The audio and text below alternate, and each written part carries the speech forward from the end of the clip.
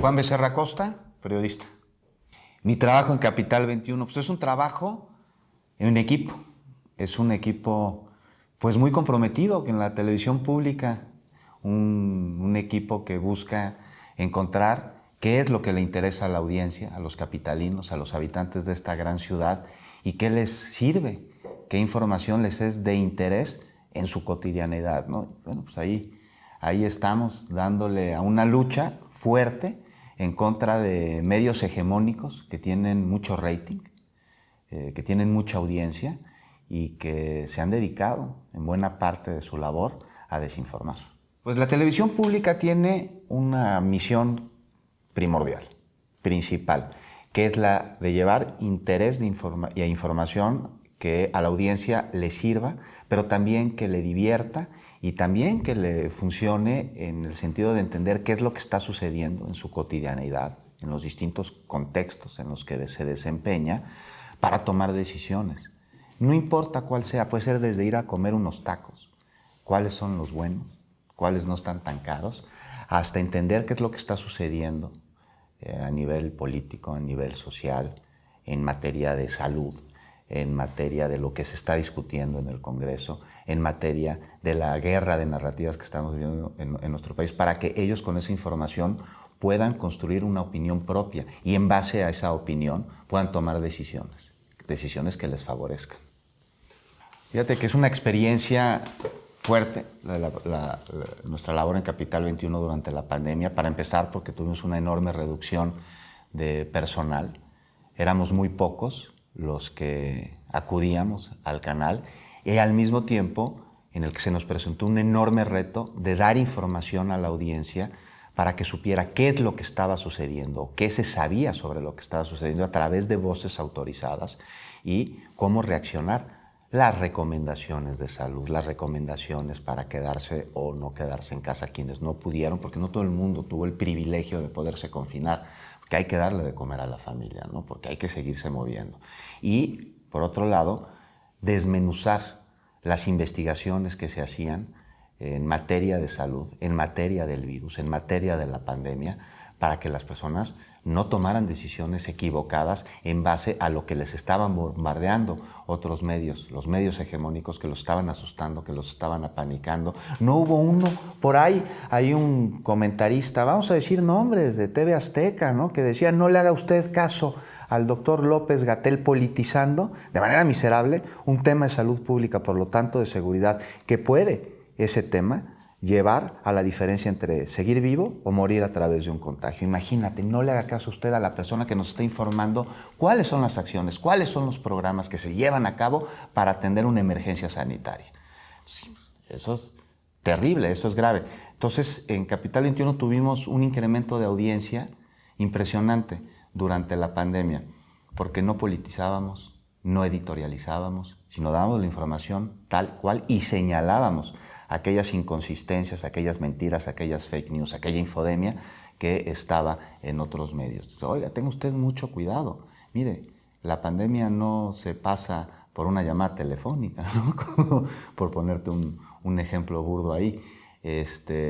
Fue una mina de oro que quisieron explotar quienes se vieron desfavorecidos con el cambio de políticas en cuanto a publicidad en medios de comunicación. Estaban muy enojados, estaban furiosos, y entonces ahí se vio claramente este intento de torpedeo de cualquier acción o cualquier programa de gobierno, sin importar a dónde fuera dirigido, solo porque venía de la Cuarta Transformación, ¿no? Solo porque venía del gobierno federal, de gobiernos locales, y entonces pues eso es algo que hay que atender. Y lo hicimos nosotros en Capital 21 de manera muy respetuosa, de manera muy puntual, permanentemente durante toda la pandemia.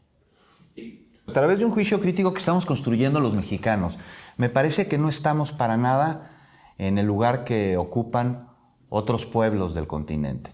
Vemos lo que está sucediendo, por ejemplo, en Perú, con el presidente Castillo, una guerra declarada con intentos de golpe blando a su gobierno, encabezada por los intereses fácticos que utilizan a los medios de comunicación como herramienta. Y ahí la población no tiene tanto callo como nosotros. Nosotros llevamos muchísimos años luchando por un cambio en nuestro país.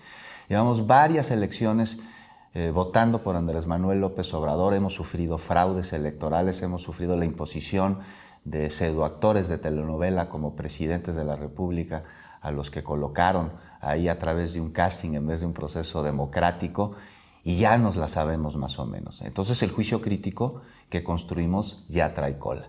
A través de ese juicio crítico la audiencia debe entender una cosa que me parece que tenemos clara, que es ¿a quién le interesa mentir? ¿O por qué te interesa mentir? ¿Por qué los medios están publicando estas mentiras? Mira, la infodemia es un fenómeno que no se trata de mentir por mentir nada más. Trae una causa y esa causa es hacer daño. Hacer daño a una persona, hacer daño a una institución, hacer daño a una causa. Entonces, ¿qué utiliza quien la ejerce? Las emociones. Entonces, si tú sueltas una noticia que tiene en toda su narrativa la generación de emociones de asco, de repudio, de enojo, de tristeza, esa noticia va a pegar. Sobre todo en un sector de la población que a la hora de leerla, esa mentira podría beneficiar a sus intereses. Te voy a poner un ejemplo. Imagínate que tú lees una noticia en la que dice que Felipe Calderón se entrega voluntariamente a las autoridades para esclarecer la relación de su gabinete con el crimen organizado. Si te la encuentras en Twitter, pues la vas a retuitear. ¿Por qué? Porque te vas a emocionar, te va a dar gusto, vas a decir, bueno, hay justicia. Pero es una mentira. Entonces el juicio crítico tiene que venir. Y hay herramientas para poder construir este juicio crítico. Una de ellas, y es fundamental, es la contraposición de narrativas. Entonces, si tú lees en un medio de comunicación, pues necesitas consultarlo en otro, y en otro, y en otro. Y de ahí irte a la fuente oficial y darla como cierta hasta que esta noticia es irrefutable. Y ahí viene el compromiso de los comunicadores de realizar investigaciones que cuenten con el rigor periodístico necesario para que su narrativa sea irrefutable, que no sean trascendidos, que no sean suposiciones, como aquella pseudoinvestigación que pseudoperiodistas hicieron de la llamada Casa Gris, y que por más que se les respondía y se les contestaba con información fidedigna que dejaba claramente establecido que no había ningún tipo de conflicto de interés, el sentido de hacer daño de esa noticia seguía generando muchísimo ruido, no solo en redes sociales, no solo en los medios hegemónicos, sino en la cotidianeidad, en las mesas de las familias, en las cenas, en las reuniones sociales, en las charlas con los amigos, en las borracheras, en las cantinas. Ve nada más el daño que causa esto.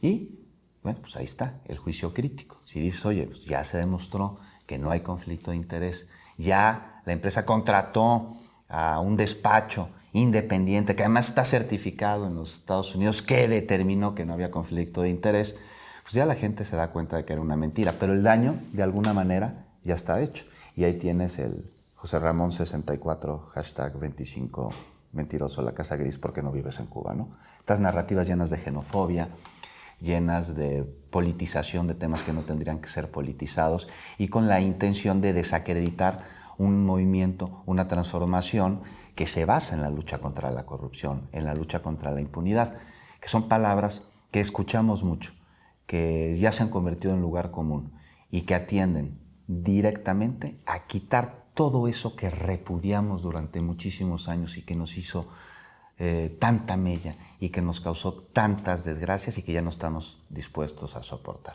Por ahora un poquito la construcción del juicio crítico. Bueno, la oposición siempre ha sentido ese odio con cualquier intento por acabar justo con esto que te acaba de mencionar, que son los grandes privilegios, la corrupción, la impunidad, todos los esquemas con los que la clase política empobreció al país, políticos que han visto durante toda su vida al ejercicio público no como un cargo, no como un cargo de servicio a la nación, sino como una especie ahí de lotería a través de la cual se pueden enriquecer, llenar sus bolsillos, pues por supuesto que van a repudiar a quienes buscan un interés que sea colectivo, a quienes buscan que los que no tienen nada y a los que han empobrecido cuenten con oportunidades de desarrollo Pues para que dejen de ser precisamente esos borregos. La oposición tiene miedo de que el pueblo se empodere. Esto lo vimos en la consulta de revocación de mandato, ¿no? Demócratas que llamaban a no participar en un ejercicio de este tipo, organizado por el mismo Instituto Electoral, cuyos consejeros decían que era válido no participar, que era ahí una opción democrática el abstenerse. Imagínate. Pues están apanicados de que el pueblo se empodere, de que el pueblo ocupe el lugar que le corresponde. Cualquier mandato tiene que provenir del pueblo, el pueblo soberano. Pues tienes estas burbujas encabezadas por personas que construyen información de acuerdo a lo que les interesa.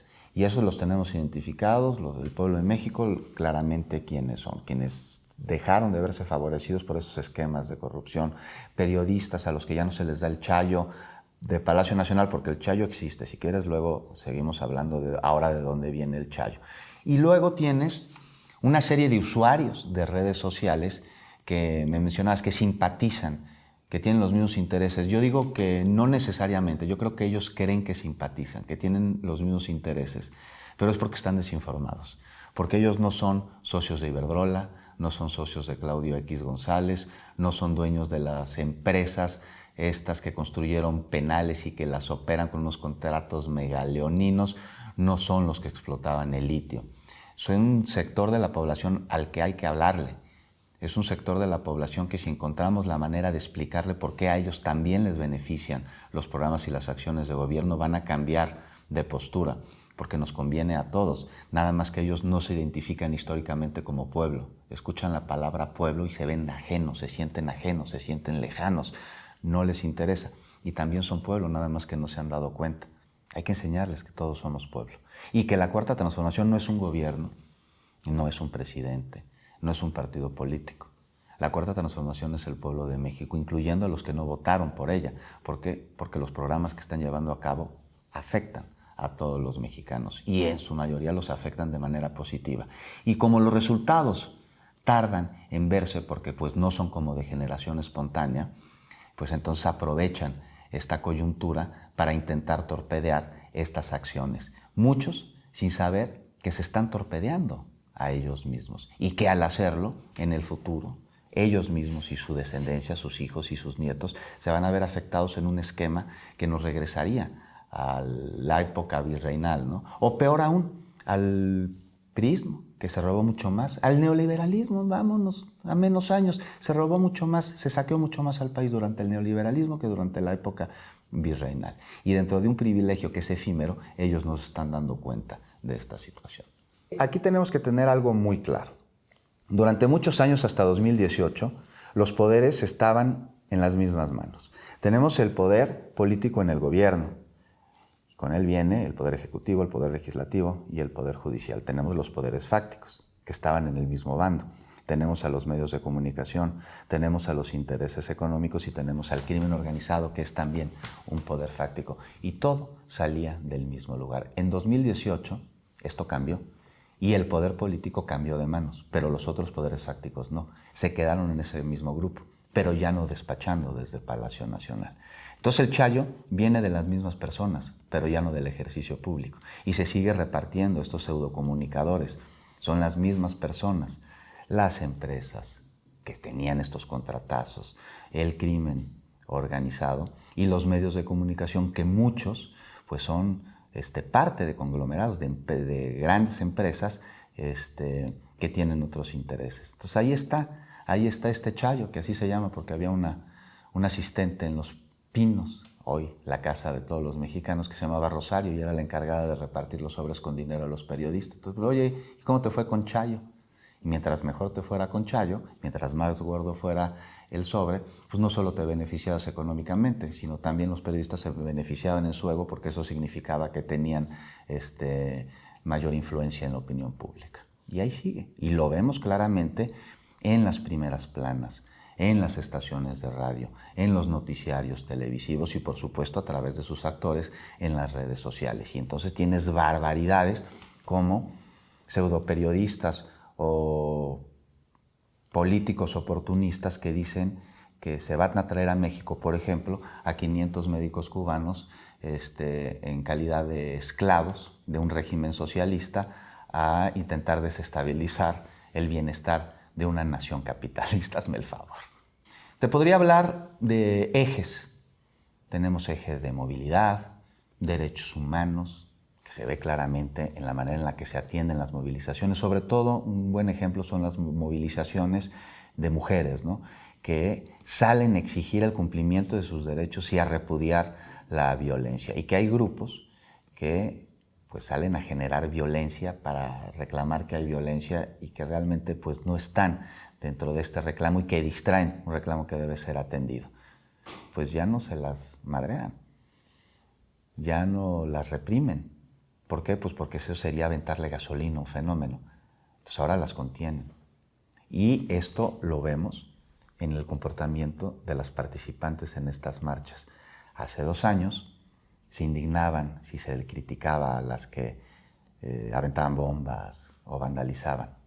Este año las repudiaron completamente. ¿Por qué? Porque entendieron a través de esta manera de enfrentar el fenómeno que ellas estaban mal y que no abonan al movimiento feminista, ¿no? Esto es por ponerte un ejemplo. Entonces te hablo de ejes, pero ¿qué te parece si en vez de hablar de ejes principales, hablamos de un proyecto que tiene que ver en todos los contextos? Porque si te hablo de movilidad, bueno, pues tenemos un cablebús que atiende una zona en la que las personas que tenían que salir de ella para trabajar hacían 2 horas a su destino de trabajo y ahora hacen mucho menos y ya no las asaltan. ¿Por qué? Pues porque hay control, porque hay seguridad. Pero esto no solo tiene que ver con movilidad, eso tiene que ver con el derecho a una vida digna, porque estas personas pueden salir un poquito más tarde de su casa y llevar a cabo las labores que ahí se requieren y pueden regresar un poco más temprano para ir a pasear a uno de los parques que se han puesto también rescatando el espacio urbano. ¿Por qué? Pues porque ya no hacen 4 horas a su casa y entonces ya pueden ir con sus hijos. Y ¿sabes qué? Esto es bien productivo para las empresas, que están enojadas. No dice, eso a mí no me conviene, porque atienden a zonas marginadas, que yo no voy allá. No, a ver, esto beneficia a toda la sociedad. Y si esas personas que viven en zonas marginadas hacen menos tiempo a su trabajo, entonces las grandes empresas se van a ver beneficiadas al tener mayor productividad, por ponerte un ejemplo. Y si se les dan las becas, hazme el favor, se están dando becas en la Ciudad de México de manera indiscriminada, ya para todos, es un derecho. Están muy enojados, ¿no? La meritocracia tan neoliberal que les gusta, ¿no? Que nadie tenga el privilegio, porque el envidioso no necesariamente quiere lo que tú tienes, se conforma con que no lo tengas. Y esta ha sido parte del discurso que nos impusieron con el modelo neoliberal. Entonces, con estas becas, pues las grandes empresas que están muy enojadas van a tener personas mejores preparadas en el futuro, entonces van a tener mayor rendimiento, lo que se va a traducir en lo que les gusta, que es mayor utilidad, mayor dinero. Eso es lo que hay que ver, eso es lo que hay que darnos cuenta. La Ciudad de México ha cambiado en calidad del aire.